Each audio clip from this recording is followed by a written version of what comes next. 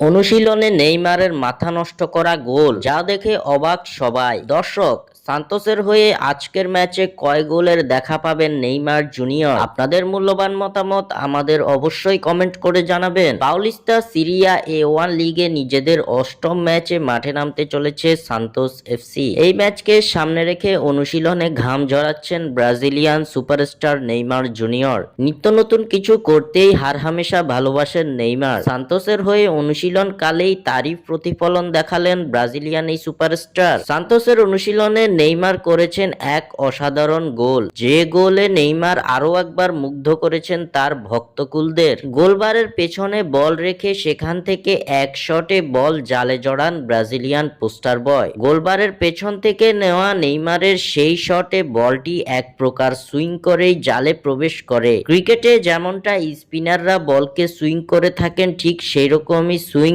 এবার নিজের জাদুকরি ডান পা দিয়ে করে দেখিয়েছেন নেইমার জুনিয়র। এমন অবাক করা গোল শুধুমাত্র নেইমারকে দিয়েই সম্ভব, কেননা তাকে যে বলা হয়ে থাকে বর্তমান ফুটবলের স্কিলের রাজা। স্বাক্ষর থেকে সাদবিন ইসলাম।